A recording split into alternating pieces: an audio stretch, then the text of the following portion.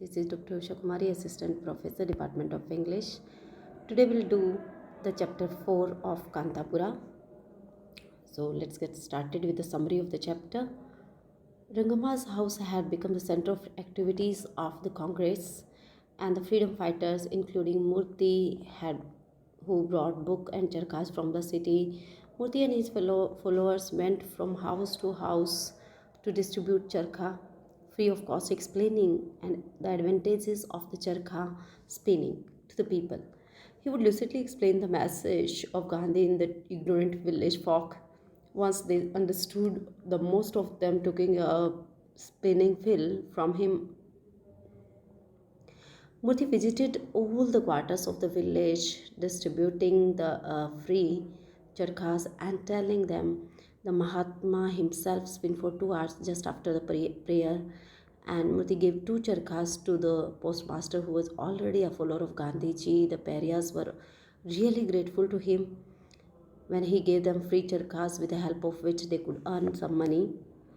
हम देखते हैं कि रंगम्मा का हाउस है वो कांग्रेस की एक्टिविटीज़ का सेंटर बन जाता है. फ्रीडम फाइटर्स मूर्ति और उसके फॉलोअर्स गांव में चरखे लेकर आते हैं और वो घर घर जाकर उनको डिस्ट्रीब्यूट करते हैं और वो एक्सप्लेन करते हैं कि चरखा काटना क्यों ज़रूरी है.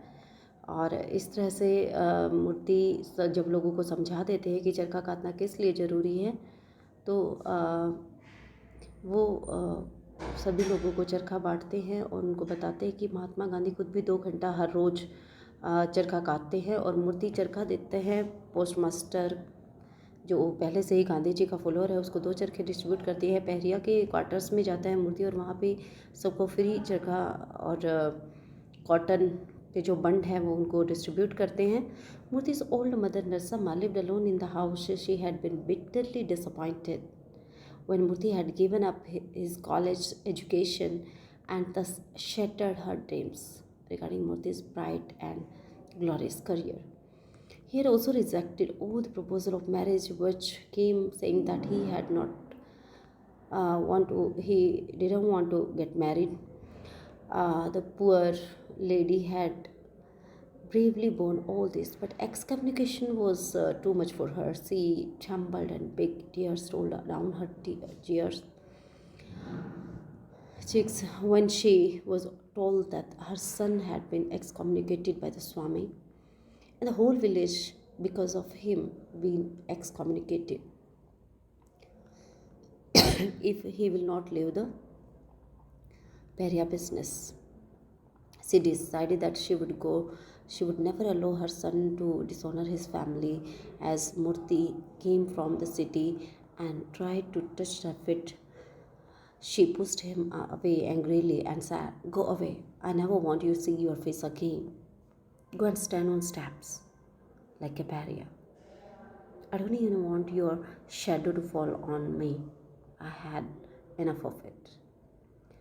मूर्ति की बूढ़ी माँ है वो अपने घर में अकेली रहती है. वो बहुत निराश हुई है मूर्ति से. एक तो उसने अपनी एजुकेशन छोड़ दी है, देन वो गांधी जी का फॉलोअर बन गया है. उसने जितने भी मैरिज प्रपोजल्स आए हैं उनको सबको रिफ्यूज़ कर दिया है.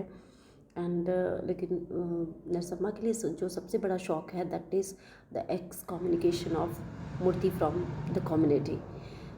उसे पता चलता है कि जो स्वामी जी हैं उन्होंने मूर्ति को जाति बहिष्कृत कर दिया है और अगर मूर्ति अपनी एक्टिविटीज़ को नहीं छोड़ता है, पैरिया लोगों से घुलना मिलना नहीं छोड़ता, तो पूरे गांव को भी बहिष्कृत किया जा सकता है.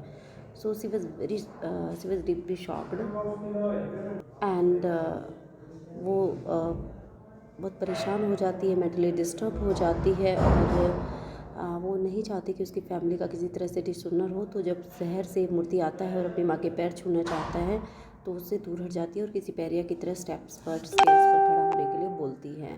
Murthy has been very angry with the Bhatta for saying that the Swami was going to excommunicate him. He had said, "Let the Swami do what he likes.